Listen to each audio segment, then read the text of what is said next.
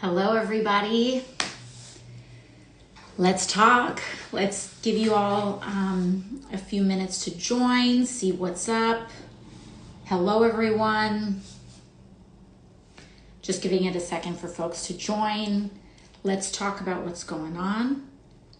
We are going to discuss what is happening right now, what we can do about it, what our marching orders are, and what Democrats can be doing, what we are doing that also isn't being communicated to the public as much.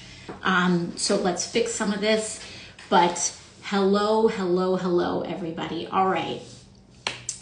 20K on, let's talking about it. All right. So first things first. One of the things that I want you all to understand is that if you are watching the news right now and you are feeling overwhelmed by all of the constant headlines and developments and what is happening and, federal government changes over here and ICE raids over here and plane crashes over there, and you are feeling so overwhelmed. First of all, know that you are not alone. And second of all, know that that is exactly what this administration is trying to get you to feel. They are trying to get people to feel, and someone said Musk, yeah, you got Elon Musk raiding the federal government and the Treasury. There's all this stuff going on, and it is so easy and it's natural when you see all of this stuff falling apart to get paralyzed because all of it is so overwhelming and you don't know what to do about it, but it's also very pressing information, and so you know it's going to affect your life or the life of people that you know, but what do you do about it? What is Congress doing about it? What's our leadership doing about it? The first order of business is to self-regulate. What authoritarian regimes try to do is that they often try to, what is known as flood the zone, do so much at once, or try to do so much at once that it gets carried in the news that you feel overwhelmed and paralyzed. And it's important for you to understand that the paralysis and shock that you feel right now is the point. They are trying to induce a state of passivity among the general public. So it is of personal importance for you, and it is also of political importance to take a breath. That does not mean tune out. That does not mean get apathetic. It does not mean, to just that you just have to forget or whatever. It just means take a breath, because we are about to lock in and focus. And I already know you. I already hear you all. How do I focus? What do I do? Just take the breath first, okay? Take the breath first. Now, let's talk about all the different things that are going on. And again, a little bit of a preview of a little bit of a preview of what the answer is that we are going to have to divide and conquer, okay? So no, you as one human being are not going to be able to appoint a new FAA administrator that Elon Musk forced out. You and you as an individual are not going to be able to tackle the FAA crisis, tackle the OPM crisis, tackle like all of these things at once. Go, ICE, immigration, criminal, all of this stuff, and that's okay. Pick some of the things and trust that when we have mass mobilization, we are going to be addressing these things. Do what you can. That's the second principle, okay? Do what you can. You do not, and what you can do is enough, okay? Do what you can, and what you can do is enough. That's principle number 2. Now, and again, what can we? I'm gonna get there. Relax, take a breath. We're gonna get there.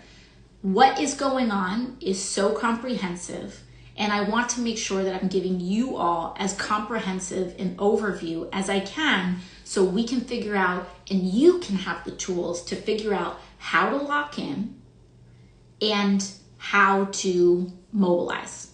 So that's number 1 and number 2. Now, someone said I should make a handbook. Maybe we will.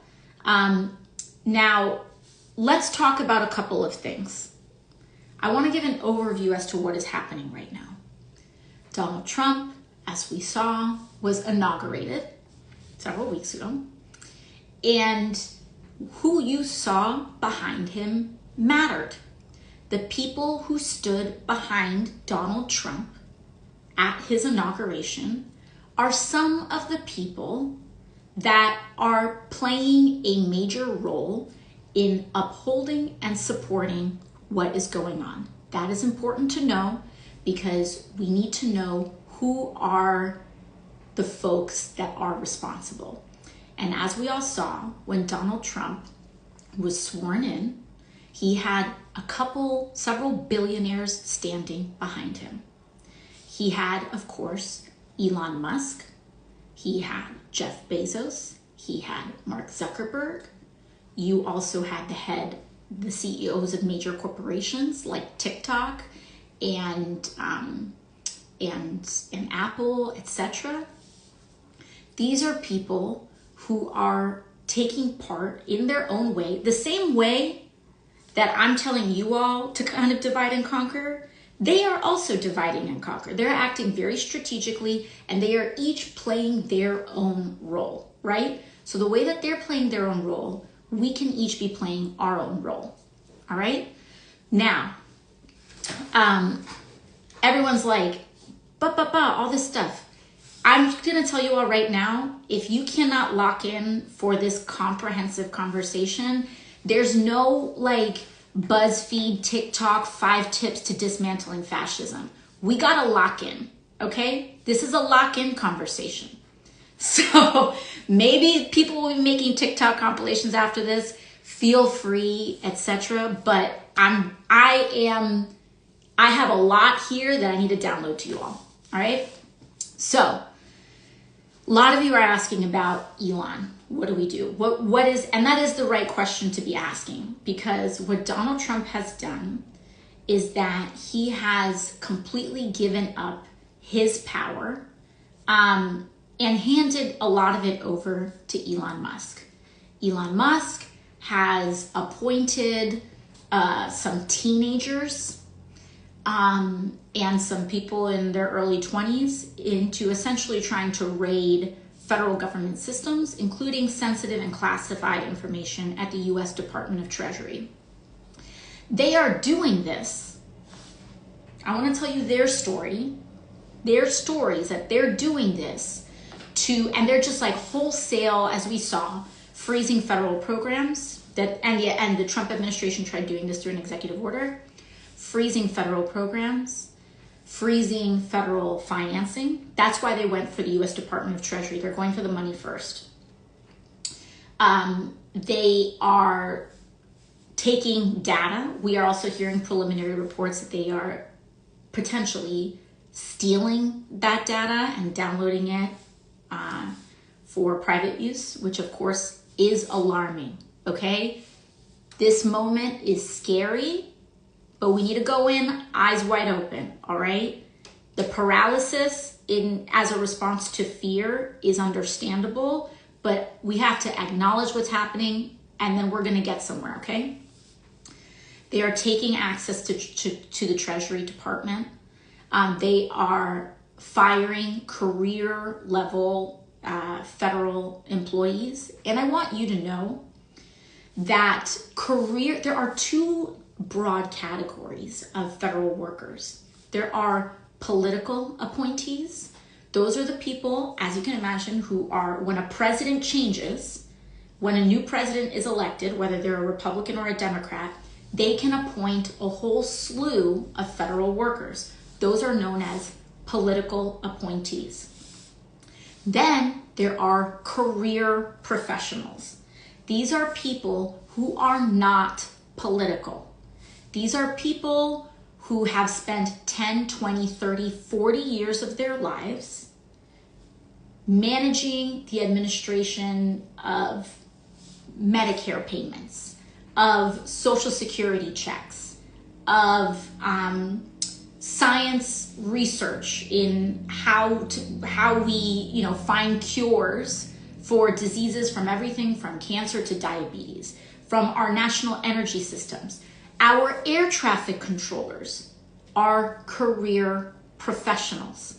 They are not, a new president can't just get elected and snap their fingers and politically appoint an air traffic controller, because that requires years of training. And these are what are known as federal career workers. What is alarming about this moment, one of the things that they're doing is that they're going after money and they're going after people, okay? They're going after money there we go, sorry about that. They're going after money with the U.S. Treasury Department, and then they're going after people, which is known as OPM. You're going to be hearing OPM a lot. That's the Office of Personnel Management. And by the way, again, this stuff is important because one of the most important things that you can do in an environment and a time like this is to educate yourself. Knowing what is going on is not the same thing as reading a headline, okay? Knowing how things work, political education. This stuff is important because you can't do anything if you don't know where the vulnerabilities are and understand the big picture, okay? So I'm gonna get to all of your questions, but pump the brakes, okay? Breathe.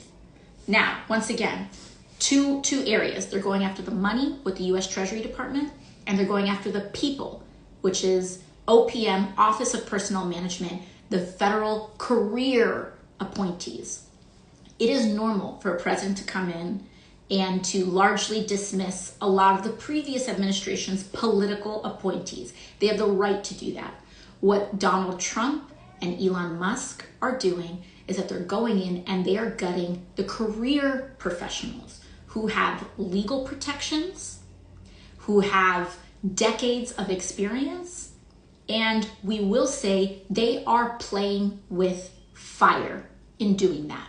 Why are they playing with fire? Well, I'll tell you one thing. I represent LaGuardia Airport. It's in my district, not too far. So I represent LaGuardia Airport. Unsurprisingly, a lot of the neighborhoods around airports are filled with workers for those airports. So I know a decent amount about airports, air traffic control, flights, etc. These are kind of the weird things that happen when you're a member of Congress. You become like experts in these very niche things that affect your community. So many of my workers, many of my constituents who are workers at LaGuardia and also who serve JFK Airport, are experiencing and seeing what is happening up close. All of this stuff matters because it's connected. And when you see how it's connected, you feel less overwhelmed because you start to see a central theme emerge, and it doesn't feel like you have to tackle 100 things. It starts to feel like you're tackling a handful of things, okay? So you have this OPM dismissal and federal freezing. Last week, and also in the last 2 weeks, Donald Trump, 2 weeks ago, Donald Trump gets sworn in.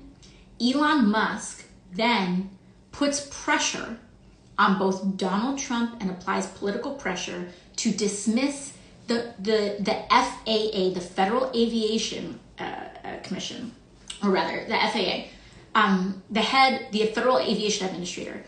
They put pressure, Elon Musk put pressure to dismiss the FAA administrator.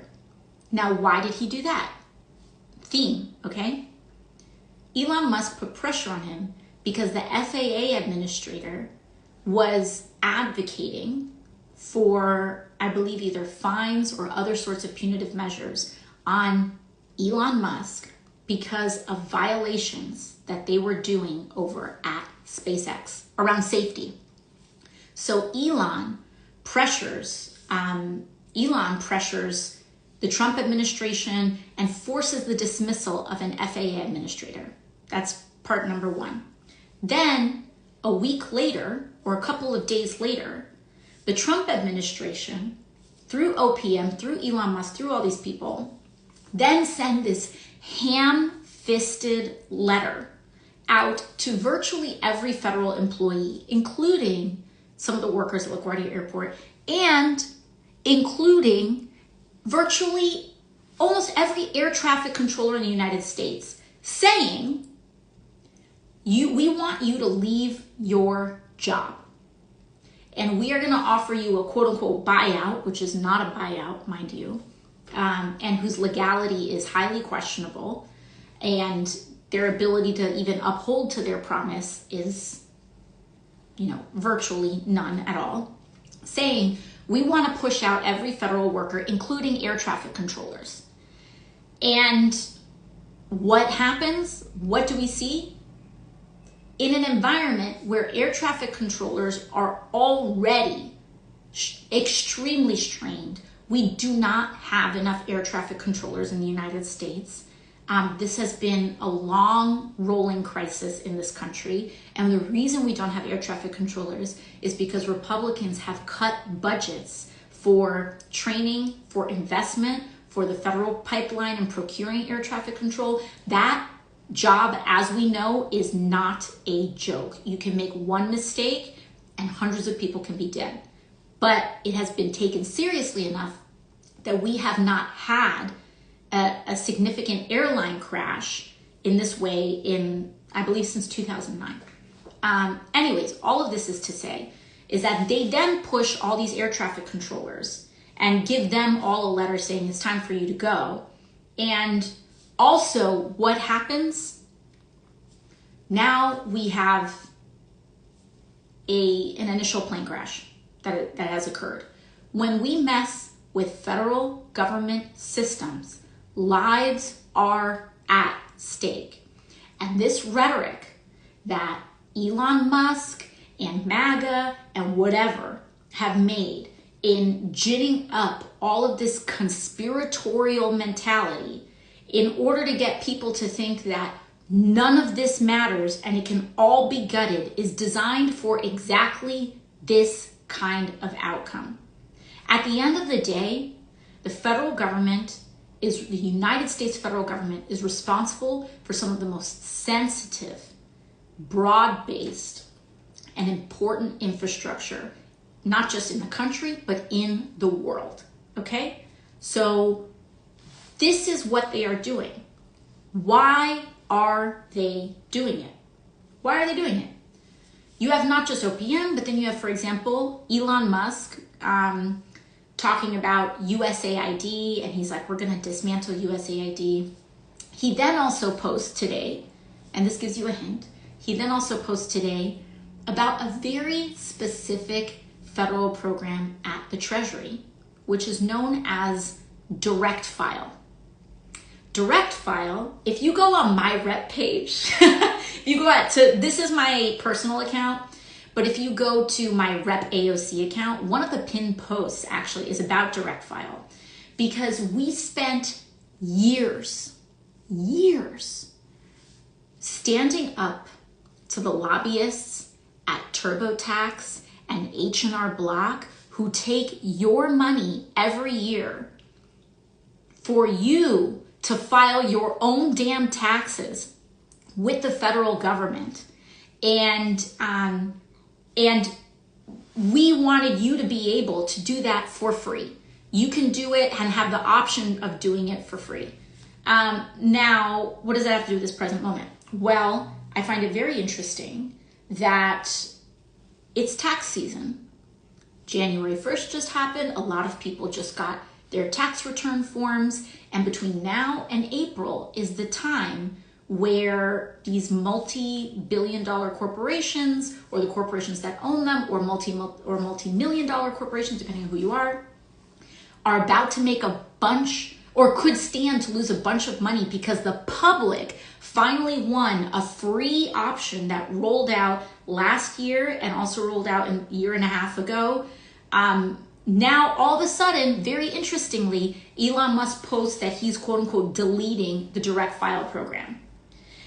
They are not doing this because they care about you, obviously. They are not doing this because they care about this country.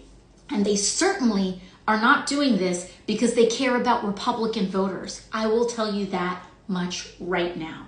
Because if they cared about everyday people and everyday working people, the first targets for their little raid, which is illegal, we'll get to that in a second, would not be the most essential services that can actually give people a break. They would not be going after Medicaid. They would not be going after your direct file. They would not be taking that and deleting that option, the free option for you, right before April 1st, right in the time before April 1st when you're supposed to be filing your taxes. Elon Musk is a billionaire raiding the US federal government for personal profit and for the profit of his friends. And so every single person that you saw standing behind Donald Trump at his inauguration is part of this. They may not be publicly vocal about it, but they sent a very strong message with their presence, okay? So don't let any of them act like, oh, I didn't know. Yes, they knew. Apple are in there. Apparently there's preliminary reporting that they might be rolling out Starlink, which is Elon Musk's firm, into iOS systems. You have Jeff Bezos, who runs the Washington Post, who refused and blocked, overrode their editorial board. They are controlling media, they are controlling digital communications, and they're doing all of this to prop up Trump so that they can personally profit, okay? That, at the core, is what is happening. Now, we see what's going on. What are we gonna do about it? All right, okay? And also, one more important thing. This is the most important thing. I want you all, one of the important lenses that I want you all to interpret all of this happening through is through a very important deadline that is happening in the federal government. And once you understand this, you will understand, and all of this chaos is going to start making sense, okay? Something very big is happening this year. And it's part of the structure around which all of this chaos is occurring. Because why is Elon Musk raiding the Treasury? Why are they suspending federal funding? Like, this goes beyond being a Democrat or a Republican. This is anarchy. This is just taking all this stuff over. So why at the core are we doing this? In addition to just sheer hatred, because as we see, Elon Musk, maybe you can take the boy out of apartheid, but you can't take apartheid out of the boy, apparently. He's out here doing Nazi salutes, so whatever. But in addition to a white supremacist, like whatever it is that they want to do, let's talk about, you always comes down to follow the money. There is a very important deadline that is happening this year. In 2017, Donald Trump and the Republican Party forced through one of the largest tax giveaways to the rich in modern American history. This was in 2017. We are talking about grotesque levels of tax cuts that they issued at that time. We're talking about CEOs and people being able to them proposing tax cuts on tax write-offs on yachts and private jets, but most importantly, some of the most broad-based tax cuts for the rich and the 1% in this country that we have ever seen. Ever seen. That happened in 2017. So why is that important to today? Those tax cuts had a sunset period. And that sunset period occurs in 2025. 2025. So now we're here. And right now, what is happening is that all of these tax cuts that billionaires and millionaires have been just getting high off the hog on over the last couple of years are now about to run dry if they do not reauthorize them, if they do not extend them, and not only if they do not extend them, but ideally they want to add to them. Massive tax cuts for some of the largest corporations that exist in America and in the world. And so they have a massive thing at stake. So right now, their task is to extend these tax cuts. And what Elon Musk wants is for these tax cuts to not only be extended, but to apply to him in a larger way than ever before so that he can amass even more money than ever before. So what does that mean? The problem with extending, they have a little wrinkle in extending some of these massive structural giveaways to the wealthiest people in this country. And the problem is that they have to pay for it. They have to pay for it. These tax cuts are to the tune, the cost of these tax cuts are to the tune of about $4 trillion. $4 trillion. And so if the US federal government is about to, if these tax cuts for the wealthiest people are going to expire this year, and if those tax cuts are set to expire, and in order to extend them, you need to find $4 trillion, well, where do you look? Because historically, in this country, when you need to pay for something, you pay for it with taxes. And other small, other kind of alternative forms of revenue sources as well. I need to simplify, but I want to oversimplify. And especially when it comes to some of the core, most important systems, healthcare, education, etc., we have had a system where we tax progressively. Now, not in principle, not in terms of the political progressivism principle, but what it means is that the more money you make, the more you get taxed, quote unquote. We know that that's not how it works in practice, but in theory, that's how it should work, right? A billionaire should pay more in taxes than a secretary. And historically, not just billionaires, but also mass corporations, etc. That's how we keep the lights on. That's how we keep Medicare, Medicaid, the VA, at public schools, it's through taxes. So if these tax cuts are going to cost $4 trillion and the government, and you're by definition not going to tax anyone else, not going to tax the rich in order to pay for it, then how are you going to pay and square that circle? There's two ways that you do that. One is that you tax the poor and you tax the working class and you tax the middle class. You raise taxes on that, which, by the way, they are proposing. I think if you make less than $300,000 or $350,000-ish, your taxes will be going up. And actually, the further below that number you make, the more your taxes are going to go up by. So, sorry, that keeps happening. If you're making $28,000, they want you to be paying way more in taxes, especially proportionately, than if you're making $150,000. But they are proposing all of our taxes to go up. That's one way. But guess what?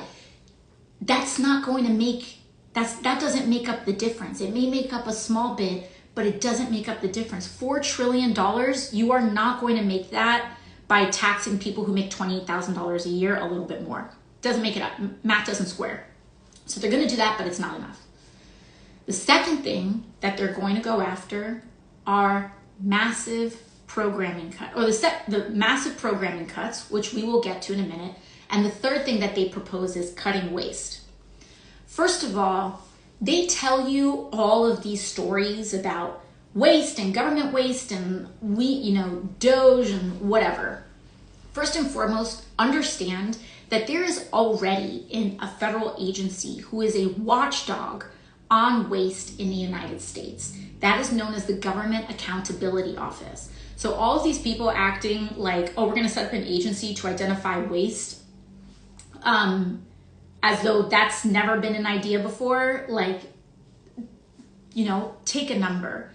These people, and I can tell you, in my experience, I have encountered many billionaires in my career. You all have seen many of those encounters in hearings, in other, forms of questioning, etc.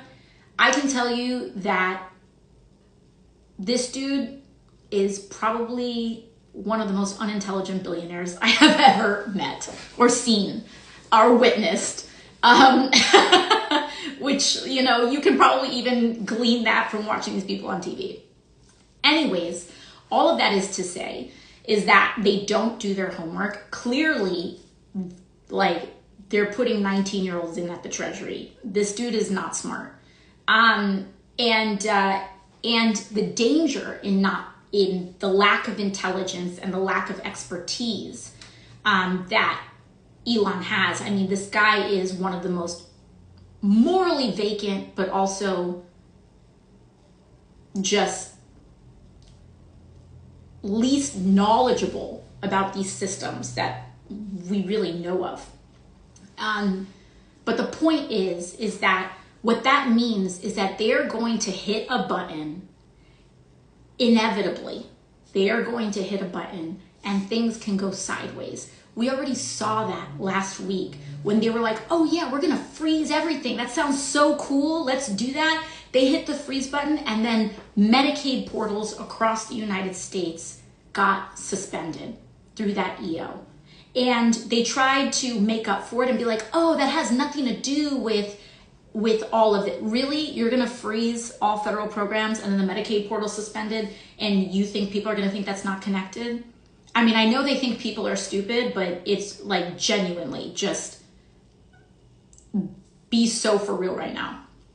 Anyways, so what they're trying to do is that under the guise of waste, they are going to try to cut and gut some of the most essential federal programs that we've got. In fact, how do we know this? Because the Republican majority and their budget had a sensitive internal document that got leaked a couple of weeks ago. And I can tell you that I read through it. And they identified bit by bit everything from the mortgage interest tax deduction to, which I raised a couple of weeks ago, to Medicaid itself. They have identified as wanting to eliminate in order to pay for Elon Musk's tax breaks, Jeff Bezos's tax breaks, Mark Zuckerberg's tax breaks, and other giveaways and other sorts of giveaways to the wealthiest people and corporations in this country. And the biggest one, lock in everybody, okay? The biggest one that they are going after is Medicaid, okay? They have Medicaid in their sights and they want to cut $2 trillion. Remember? They need to find $4 trillion.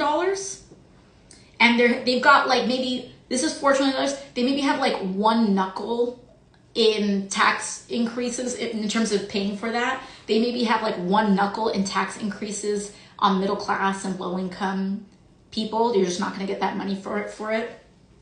And they do not have, I mean, you can cut every wasteful practice and you're not going to get close. Because by the way, what are they not going to include in their government waste assessments? Take a big guess. Defense spending. One of the biggest areas of federal expenditure and waste that we see. I sat on the oversight committee, y'all. I have seen defense contractors price gouge and loot the public in such inordinate ways. And you all can tell me, service members who are tuned in right now, you all see it all the time. Like the how a lot of things don't add up because it's defense contractors who are making a killing. And just so you know, when you see these big tech people, many of them are also defense contractors. Elon Musk gets his money from defense. SpaceX they put all these slick branding on it, and they like to brand themselves as tech and as like all of this other stuff. But a lot of them get their money through defense contracts. You hear me? And so when they talk about waste, in one of the areas where there is evidence for some of the largest amount of federal waste, because mind you, the Pentagon has not passed an audit. The Pentagon fails their audit all the time and has yet to pass an audit. But this is where they're getting their bread buttered. So they want you to think that it's the viejita who's getting Medicaid, who's getting her insulin paid for on Medicaid, that is the waste, because what they don't want you to do is to look at US defense spending, particularly defense contractors, and even in that under area of defense contractors, their defense contracts. Microsoft, Amazon, a lot of these AI initiatives, defense contracts, which by the way should not be legal. And we saw this. We saw some of the early use of AI being used in war, which in a way should absolutely be illegal. Robots make mistakes, and if you accidentally bomb a building or just bomb a building indiscriminately without proper human oversight, which by the way, we saw initially tested on Palestinians in Gaza, but that's not going to stop there. If you allow that to continue, it can continue. So anyways, what they don't want you to look at is their defense contracts. Also, Amazon, Microsoft, their integrations with ICE and immigration as well. I'm going to get to these things, but we have to lay out the full landscape, okay? So if we want to know what the motivation is, why this is happening, understand that it is deeply tied to the deadline that billionaires and the rich are confronting right now this year in 2025. And what they want to do is suspend the actual assistance that you receive, whether it is through education, whether it's through healthcare, etc. They want to suspend that and gut that in order to finance their own public looting and public coffers, okay? So when you see these plane crashes, when you see the disruptions with air traffic controllers and things like this, or when you see all this stuff that's happening at the FAA, understand again, this happened, and what happened, the FAA administrator was on leave. He had retired. Why? Because he had challenged SpaceX and wanted to find SpaceX. So understand, when you see all of this stuff happening, it's not all random overwhelm. It's about the money. Immigration, these massive expansions on immigration, they want you to believe that they're only going after criminals. They're going after everybody. They even arrested Puerto Ricans. They're going after everybody.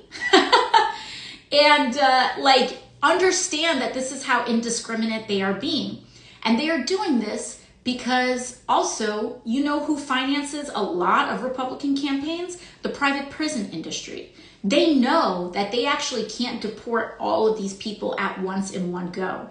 And what do you do when you grab someone off the street, but you can't deport them for a long time? You build private prison camps. And this is all, we already saw them start to do that. And this is, especially with passage of certain legislation, this is what it's set to do. Okay? So understand the central motivations here. This is about preying on working class people and stoking racial division so that working people turn against one another in order to vacuum and suck up what little is left of American public infrastructure and life and hand it over to Elon Musk, Jeff Bezos, and all these corporations, etc. Okay? It's important to lay that out. Now, what do we do? Okay? What do we do about it? There are just like, okay? I know y'all are I can already hear, but just lock in for a second. Just like these problems can seem comprehensive and also overwhelming and complex, understand that we outnumber them. We outnumber them, okay? The people outnumber the 1%. The people, and not even just, and it's not just about 1% and 99, it's not just about that too. Also, everyday people of all sorts of income brackets also overwhelm the number of the corrupt, okay? Understand our strategic advantages in this moment. We outnumber them. Do not forget that. We outnumber them so dramatically that they have to try to control media and communication channels and apps, etc., because they want to and need to invoke docility, passivity in the masses in order for them to get away with what they're doing. Even before this most recent movie season, I would always make the comparison to The Wizard of Oz. But so like, it's not just a wicked thing, okay? Understand that authoritarians are kind of like the wizard in The Wizard of Oz. They rely not on their actual power. They rely on their perceived power. So, principle number one in what you can do is that when one of these things comes to your backyard, when it actually, like when it comes to you, and I will give examples, but when it comes to you, when it does, you can resist. And what that happens over millions of people is that you generate enough friction that they cannot go as fast as they want to go, okay? So I'm going to give you some examples that have already been working. Let's start with immigration and ICE. When people say, what can we do? You can do the things that apply to you. In my community, we are a heavily immigrant community. And so ICE raids deeply affect and disrupt our community. And the prospect of ICE raids deeply disrupt and threaten our community. So, number one, if you live in a community with a lot of immigrants, know your rights. That's one tangible thing you can do that I want you to do. And I'm going to go through what that means. And that means know your rights if you are a US citizen as well. Okay? Here's one way that we're going to create some friction in this system. Okay? Tom Homan, who's directing a lot of these ICE operations nationally, etc. He went on TV practically crying. This dude was whining his ass off because ICE went into the city of Chicago, and Chicago had prepared for them. Community organizers, activists, and their mayor and local elected officials who were solid on this issue, they educated the city on their legal rights. Because what ICE tries to do is that they rely on people not knowing their rights in order to enter buildings, in order to search workplaces, etc. So when you know your rights, you are able to tell them no, and they do walk away. So you need to know your rights. If ICE comes to you as an American citizen, still assert your rights, because what you can do is protect people around you, and also make sure that you are slowing down this system. The slower they operate, the less they can break. You hear me? This is why this is strategically important. The slower they operate, the less they can break. And so know your rights. If ICE comes to your workplace, if ICE comes to your door, you do not have to open the door. You ask them for a judicial warrant, not an administrative warrant. ICE very often tries to show you some official looking paper in order to intimidate people and to let them in. Again, remember, they rely on the perception of power. No. You don't just get some paper and let them in. You look for a judicial warrant. You look for a judge's signature on that piece of paper. If there is not a judge's signature on that piece of paper, you do not have to open the door. Number two, you can ask them to leave. If they do not procure a warrant, you can ask them to leave. You can stay silent. If they have detained you, you can say, I would like to remain silent. You invoke your right. You do not have to share personal information. They want to know what your immigration status is. Even if you're a U.S. citizen, if they want to ask you, are you a U.S. citizen? You tell them, I don't have to answer that question. You tell them, I do not have to answer that question. You do not have to. They ask you where you were born. I don't have to answer that question. They ask for your immigration status. I do not have to answer your question. They do not, unless you are being officially detained, if they have a judicial warrant.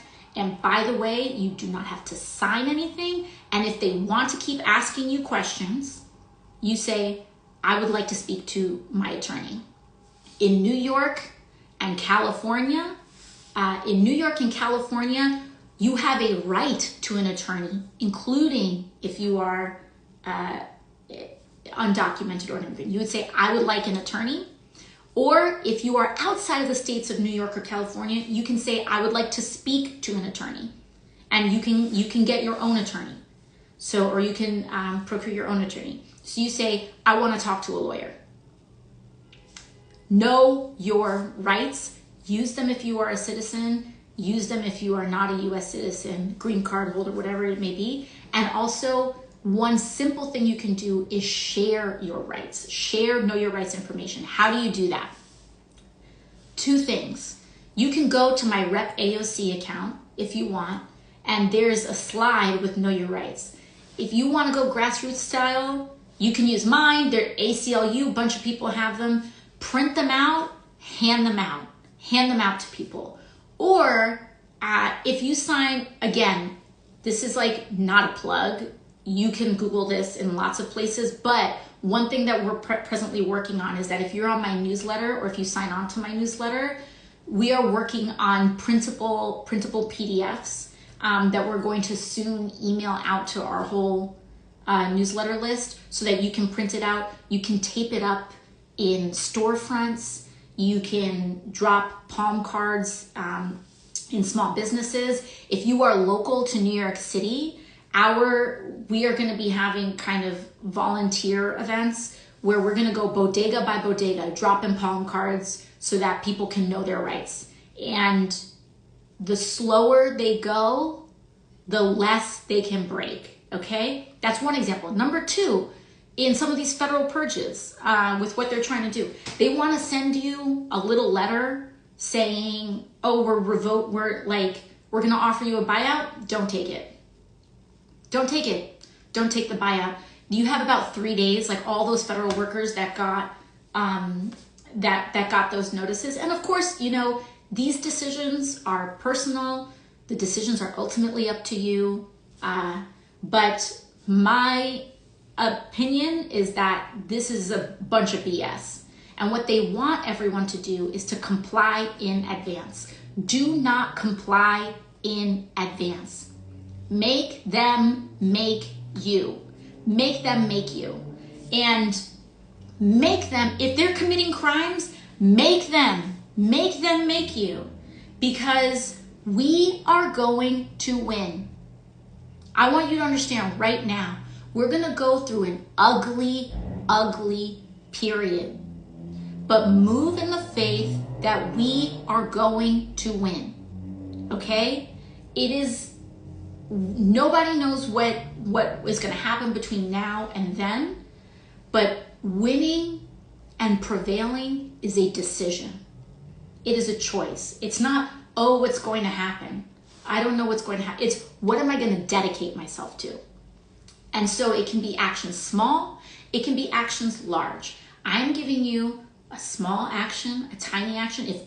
If you are exhausted and you don't have any energy at all, the one thing I want you to do is to look up your rights, for you to know your rights in case ICE shows up to your workplace. Just Google it, understand it, practice it, go on Rep AOC. If you have no energy at all, just do that. Just Google your rights.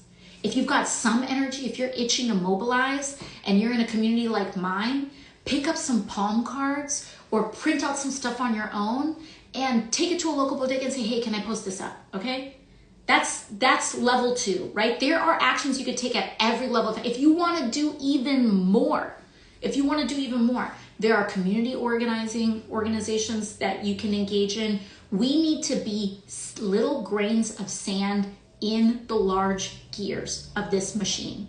And so please do not fall for the illusion or the lie that any action is too small. There is no action too small. In fact, because there are so many of us, when millions of people do tiny things, we can disrupt these systems, okay? So those are 2 key things. Now, let's level up. Let's zoom out a little bit in terms of what else we can do. Well, Donald Trump did something very interesting. In case, in order for us to understand the political landscape, Republicans didn't just win the White House, as we know. Republicans also won majorities in the Senate and majorities in the House. And what is happening right now is that Republicans are rolling over. People are saying, where's Congress? Where's Congress? Congress, I'll get to Democrats in another section here. But Congress itself, the reason Congress as an institution is not doing anything is because Republicans hold the keys to both the House and the Senate. So if the House is going to do something, you need the Republican speaker to make the choice to do it. The Senate, if the Senate is going to do something, the Senate has a Republican majority that holds the keys to that as well. So there are 2 strategies that we have in terms of the Senate and in terms of the House. I'm going to start with the House. The House has 435 members, but the Republicans won the majority, but that majority is very, very slim right now. I think it's about 4. I believe it's a majority of about 4.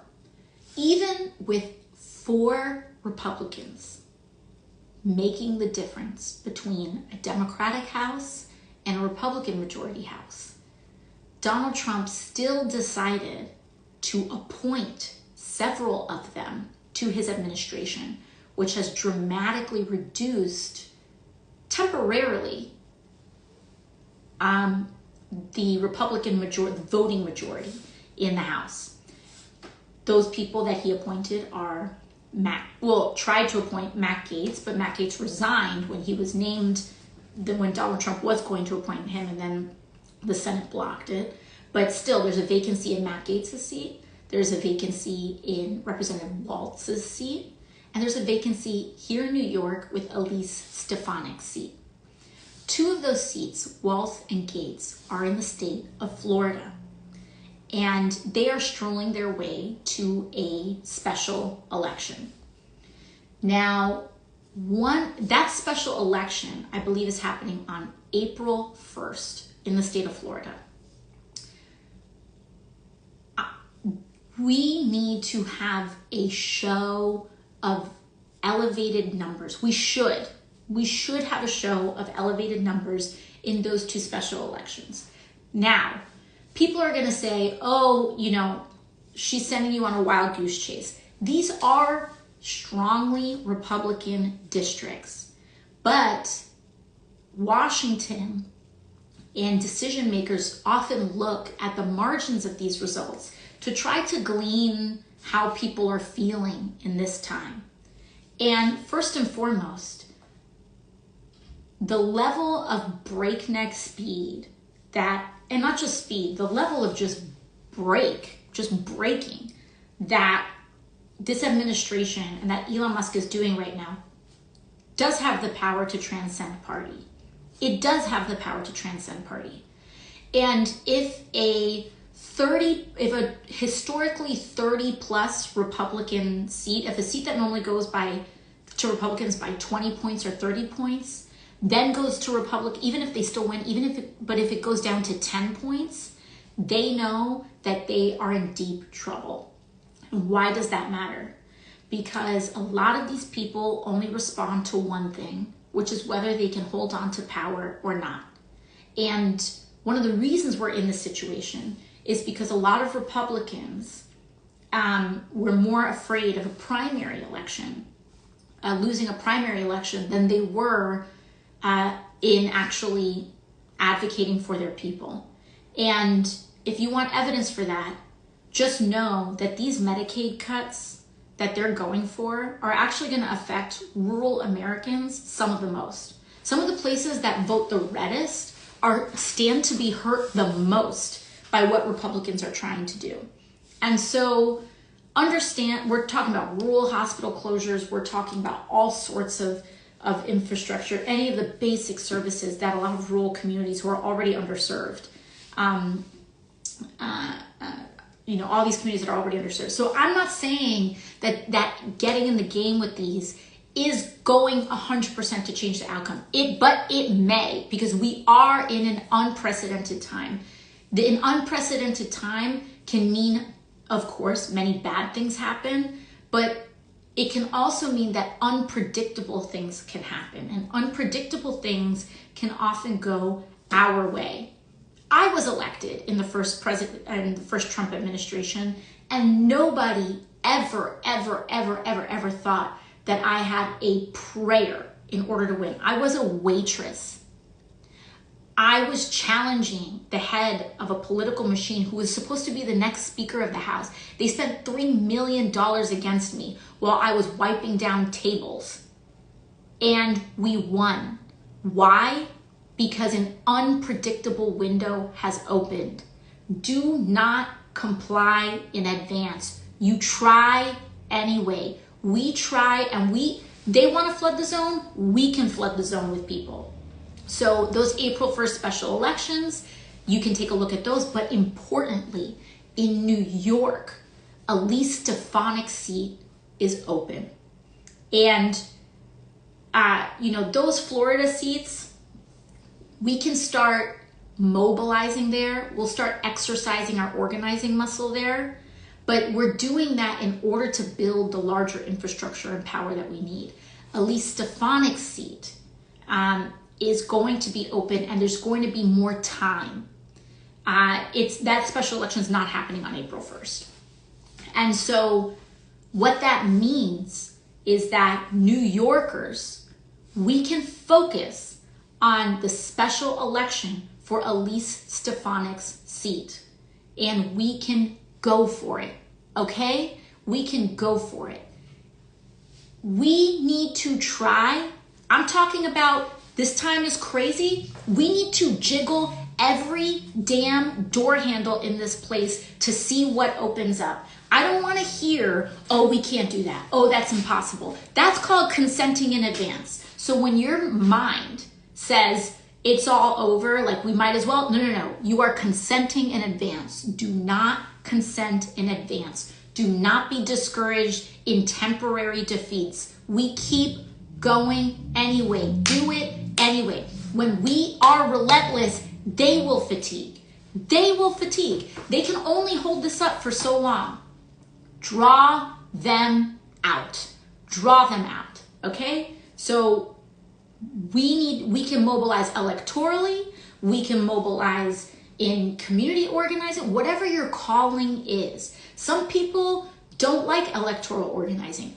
Then I want you to be running a Know Your Rights training. Or I want you to be sending out palm cards. Or I want you to be Googling your own rights, depending on your energy level.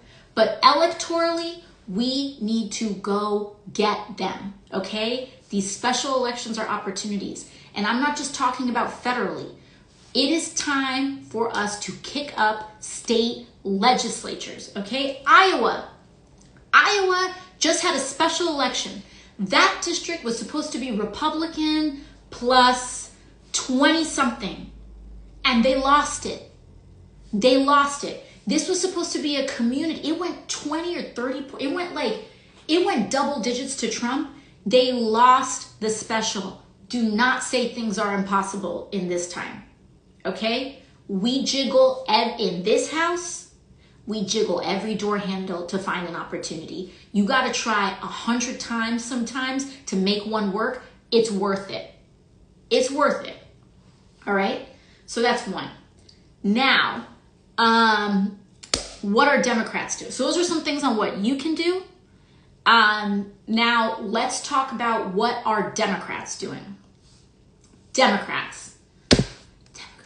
As many of you know, my relationship with the Democratic Party is, let's call it an interesting one, right?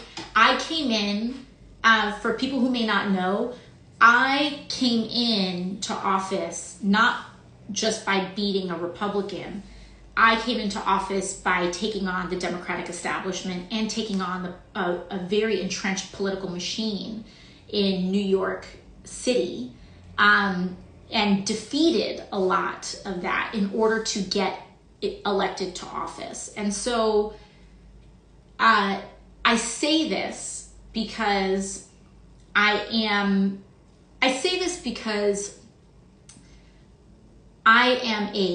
an elected Democrat in Congress, but also I have I think sometimes a certain independent or little bit of a removed perspective in order between examining how the party is operating and also my direct relationship to the people. And so I've always kind of had this like in the middle type of relationship, and it's always awkward, right? Like I'm an elected official, so everyday people, it's a different kind of relationship, but also I'm also viewed with skepticism sometimes within my own party, or sometimes historically even hostility from my own party.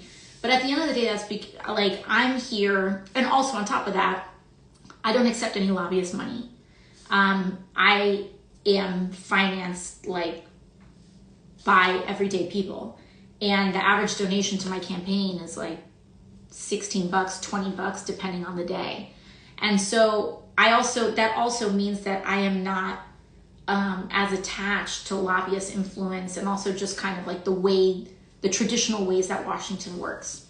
I say all of this because I want you to know that when I'm about to talk to you about what Democrats are doing right now and what we are doing, what we may not be doing, it's done with that perspective in mind, which is that I'm capable of stepping out of the party and looking at it because of both how I got here and the fact that I rely on the support of everyday people. But also, it's also, though, in my communications with you all, I do have a level of insight where I can share with you what I see going on. And so there's two sides to this coin. But So I want to let you know what Democrats can be doing right now and what we're starting to see some mobility on. So point number one, a lot of people say, where are Democrats right now? I don't know where Democrats are right now. There's like two things can be true at the same time, right? Number one, I want you to know the timing with which they did this. One of the reasons why you see, I think, either a delayed response or why it's harder to see where Democrats are right now is because Donald Trump waited until Congress adjourned session in order to start this, for lack of a better word, shit show. And so literally what happened is that Congress is in session for votes, and then they adjourn session in order to go back to their communities, do town halls, do like tours and stuff like that. So it was almost like on the clock when Congress was adjourned and everyone got on planes to go to their districts and their communities across the country. That's when they started hitting the shit show and all this stuff. So when people are like, why aren't we in the buildings in Washington, D.C.? I like, your member of Congress is in your district, right? That is changing tomorrow. Tomorrow, Congress is going back into session, and you should be seeing a lot more activity. And I would anticipate you're going to see a lot more activity to that end, at least in terms of the House. The Senate sometimes has a different schedule, but the House has the vast majority of people. So I would anticipate seeing more of that kind of activity. Now, in terms of substantive things that we can do, the Trump administration is currently trying to get their nominees approved and voted on. No Democrat should be voting to advance Trump's nominees while all of this stuff is going on. There has to be a political price to pay, and we have a responsibility as a party to block everything that is happening while they're setting a literal match to the federal government and giving 19-year-olds classified access, potentially classified access to the U.S. Treasury Department. So we need to start blocking every single procedural advancement on the Senate side in order to do that. And we need to be a pain in the ass. And a lot of times, Democrats in the Senate, in the name of ceremony and fake history, in the case of the filibuster, it's fake history that many of them cite, and what have you, like gentlemen's agreements. The Senate loves their gentlemen's agreements, which is to say it's not like rule breaking, but it's just like these kind of handshake practices that they have. We have to stop playing nice in the Senate and block every damn thing that we can. Do not give votes to the nominees. And by the way, I want you to look. Do not assume that your senator is not going to vote for these nominees. If you are a Democrat, or if you are a person rather that has a Democratic senator, give them a call and tell them, I do not want you to vote to advance or approve any of these nominees while all this stuff is going on. Please tell them. Do not assume that just because you have a Democratic senator, they're going to, that they're just going to vote no. Trust me.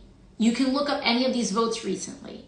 Even at the Defense Department, the nominee Hesketh, you should even see some of this questioning from people coming forward about not just sexual harassment and with accounts of this, accounts of drunkenness on the job, all of this stuff. You still had a Democrat who voted for him. So do not assume that just because you have a Democratic senator that they're gonna vote no. Like even with some of the most unqualified people, You call them and you tell them, I want you to vote no. I want you to block these appointees until, like, while all this stuff is happening, okay? Use our leverage. Make them fight for every single step. The slower they go, the less they can break, okay? We're bringing things down. Now, in terms of the House, what are some of the things that we are doing that can be done? Earlier today, the leader in the House of House Democrats, sorry, how do I say this? The leader of Democrats in the House is a gentleman from Brooklyn known as Hakeem Jeffries. He is the House Minority Leader, the House Democrats leader. He sent out a message, a list today with 10 central objectives in terms of things that they're doing. And it's important to recognize what we can do and what we cannot do today. Someone said, a bartender congresswoman talking about qualifications. Hell yeah, I'm going to talk to you about my qualifications, because I know what it's like to be a working class person, and I got elected as the youngest woman in American history to Congress with my knowledge and my ability to organize and connect with my community. So when any one of these people can win an election with that kind of a background and you don't take lobbyist money, then you can give me a call. But until then, these people are seem to be apparently having 3 martini lunches thinking that they can run and command the respect of the Defense Department. So give me a break. Anyways, back to regularly scheduled programming. The leader of House Democrats is Hakeem Jeffries. He sent out a kind of a bulletin today with 10 objectives. Now, remember that theme that I brought up earlier today: divide and conquer. So we're not going to get overwhelmed. We are going to educate ourselves on who is in charge of what, okay? So one thing that we expect to see, and that we expect to see, is that House Democrats and legislation is going to be advanced this week to implement mechanisms to help block some of this infiltration that we're having at the U.S. Treasury Department. Also today, as a preview, there were some Democrats that are the heads, the Democratic chair, or not chairs, but what is known as the number 2 ranking members. So just so you know, in the House, the reason why who has majority control of the House matters is because the party with majority control also controls all the committees. So it's not just that you have more votes, it's that Republicans will control all the legislation that comes to the floor. Republicans control like all of this stuff. So people are saying, oh, Dems will not pass stop. Please understand, again, do not consent in advance. When Republicans have a majority that is this big right now, about 2 people, those 2 people that need to win re-election really, really care about being reelected, okay? So if we put pressure on, I can name one of them right now in the state of New York. We have Mike Lawler in Westchester County. This is a district that was won by Joe Biden. This was a district that was carried. There are Republican House members that are in districts that Joe Biden carried in 2020. These are districts with enough Democrats in them and enough people who vote Democrat in them that they can be unseated, okay? Those people do care about what you think and how pissed off you are. So if you can you don't need to get 100 Republicans to do something. You can put enough pressure on 4 or 5. And again, this issue is not about Democrats or Republicans. This is about our country, y'all. Like, this is not, listen, I have ideas and I have principles that I feel very strongly about. yeah, I believe every American should be guaranteed healthcare in this country. Sue me, okay? Like, oh wow, I believe that people should have a living wage. Oh no, fine. Like, recoil in horror at my big crazy ideas that people should be alive and cared for in this country, fine. But this is not that. This is basic, keep the lights on, follow the law type stuff. And these are things that Republicans can lose elections over. And if we start sending the message that they can do that starting now, then we can start getting some traction and some momentum. Because if you think government is like a George Foreman grill and you can just set it and forget it, I regret to inform you that that is not how participatory democracy works. So we gotta lock in, and we got to start getting people quaking in their electoral boots, okay? And so we have to start doing Westchester County. If you're in Westchester County, if you're in Rockland County, if you're out here, I'm going to need you to start making some phone calls saying, what are you doing about this, okay? To your representative. If you have a Republican representative, you should be making a phone call. Oh, they don't listen, it doesn't matter. Don't consent in advance. Don't consent in advance. This is how it works. Oh, they don't listen, they don't pick up the phone, they don't care, they're gonna vote the other way anyway. They need to know you are paying attention.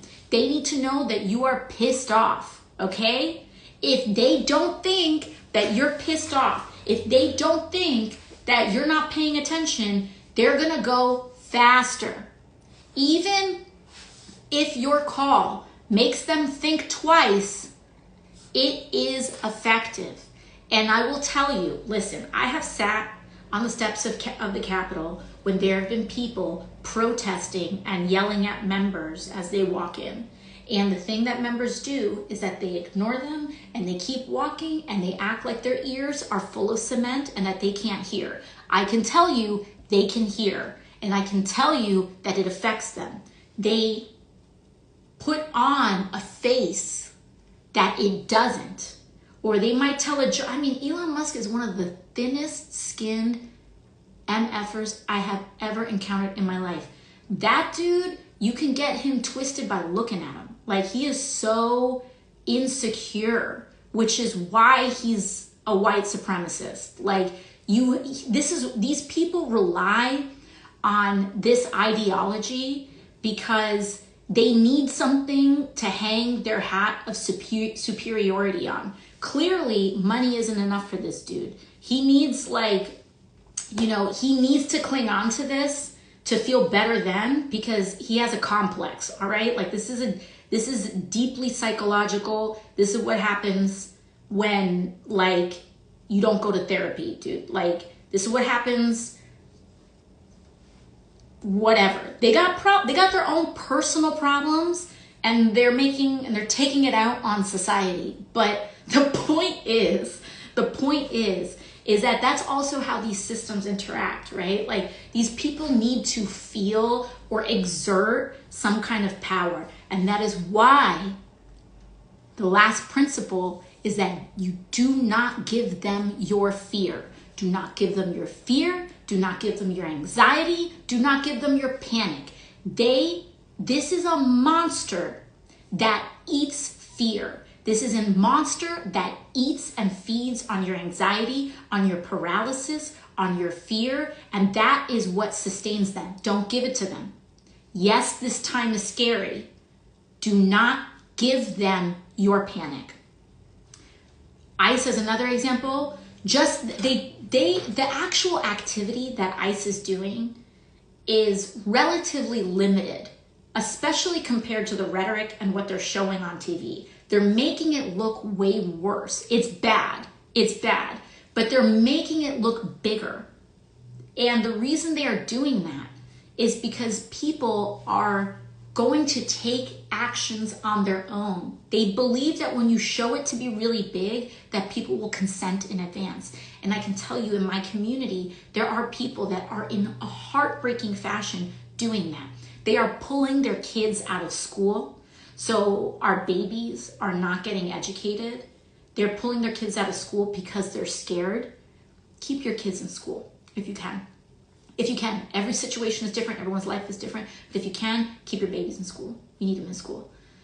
There are people that are already planning to pre-separate their family and leave their children with other guardians here in the United States, and the parents are choosing to leave on their own volition, because in the US, the law is such that they would have to wait 10 years in another country. And so they're saying, well, if I'm going to get deported, in order to avoid that, I'm going to leave on my own. I'm going to leave my baby here. And then when my baby turns 18, then we can try to reunite legally.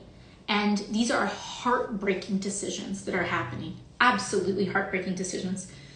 But they are, these are heavy, serious decisions that are happening in response to this image and this fear that they're trying to project out here.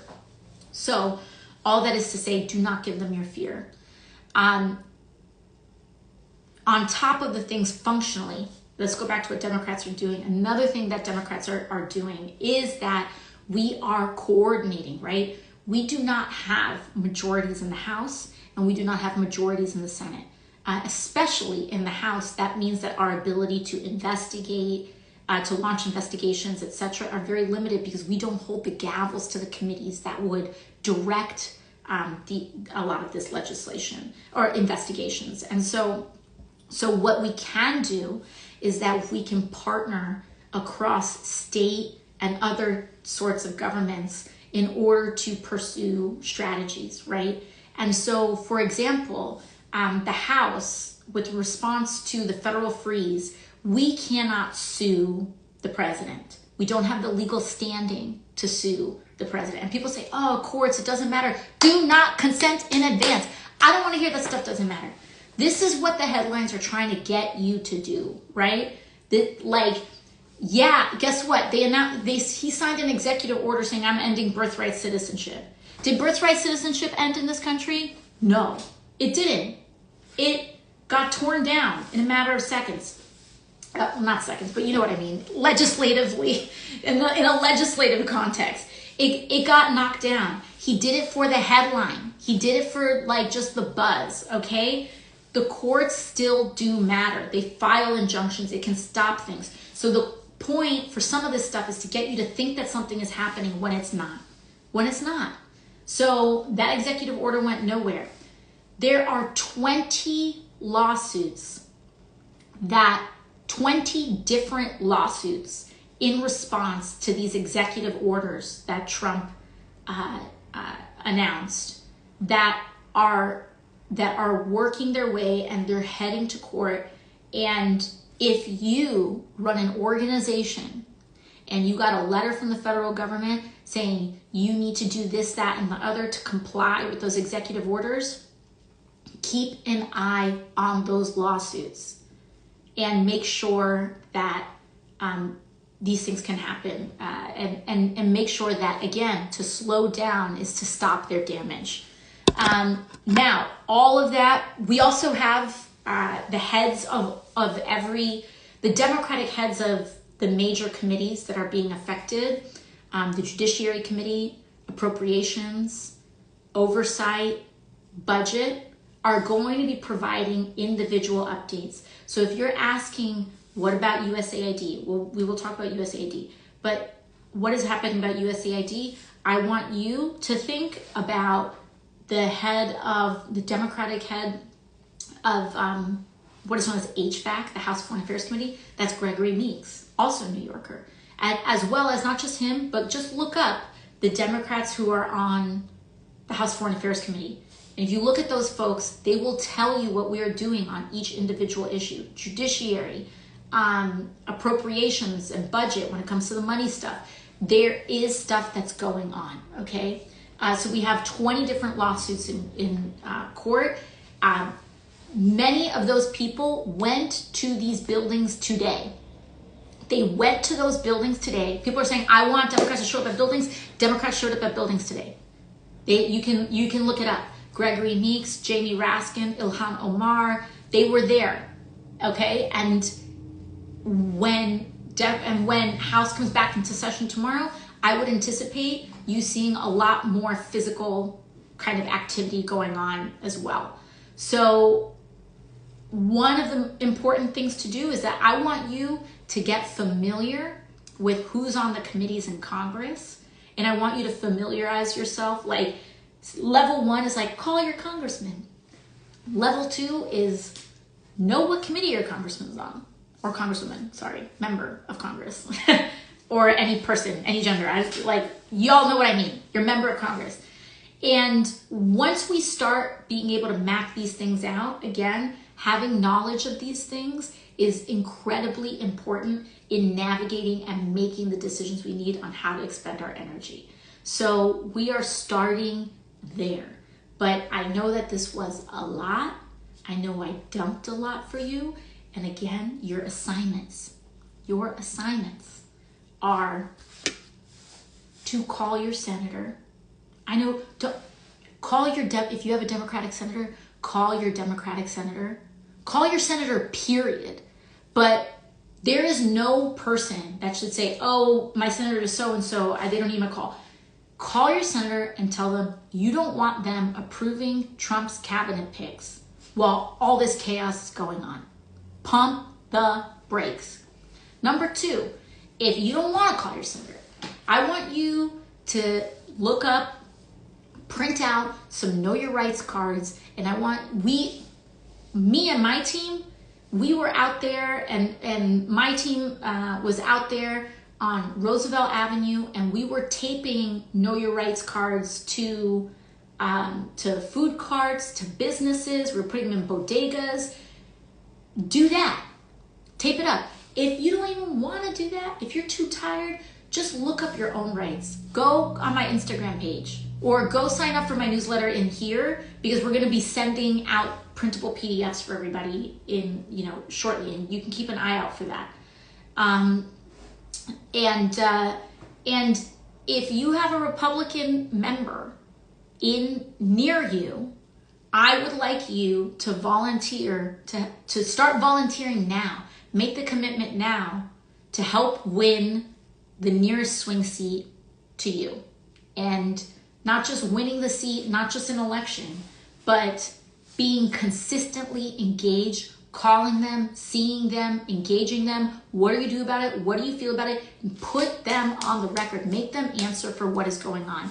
I'm telling you, it matters. We are in the Wizard of Oz. They want you to think that it's this big green floating head that is too big to confront, when they are little men with little fragile, rather big, fragile egos.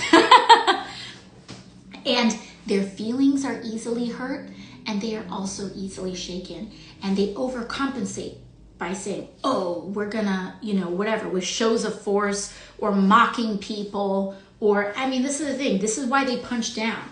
Elon punches down because he can't punch across. And then he wants to make, these people want you to think that, that the lady selling churros on the corner is part of a mass conspiracy. No, dude. It's the big corporations. They're trying to distract you from what they're doing. And so stay focused, take a breath, understand what I laid out when it comes to USAID. There's also going to be actions on there as well. We are seeing Marco Rubio did the opening silo. We can use the Senate votes as leverage to halt what is happening at USAID. And I would anticipate, because they got up to all this, they waited until Congress flew out for the week in order to start all this nonsense. And when everyone is flying back tomorrow, you can anticipate a lot more activity. And so I think that I've given you all enough. Understand that your everyday small actions matter. They matter. Letting someone know that they are safe with you matters. Showing up matters. You know, asking someone that you know if they know their rights matters. And these people feed off our fear, and they feed off our apathy, and most of all, they feed off of the nihilism, this disease, this cynicism of this notion that nothing we do matters and nothing we do makes an impact, so that we don't do it. Don't listen to them.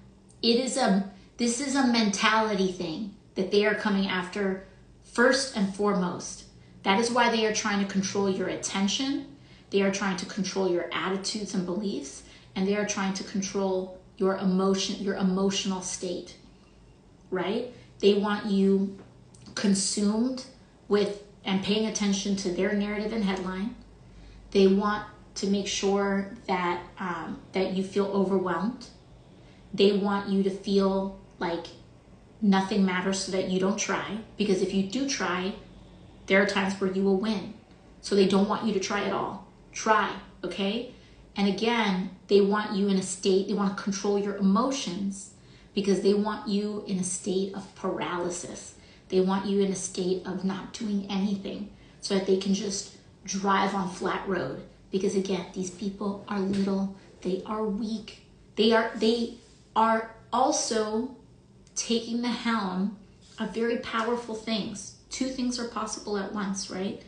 But understand that as human beings, we outnumber them. Do not give up the strategic advantage of our numbers, okay? The small acts matter. They matter. And do what you can. Do what you can, and do not submit to the belief. And do what you can, and know that what you can do is enough, okay? I've shared a bunch on this live. I've given you some perspective. I'm sure there's so much going on that there are things that I may not have addressed. For that, I apologize. We will come back to it. I will be back. We will be chatting a lot over the next couple of years, okay? So there you have it. Love y'all. Bye-bye.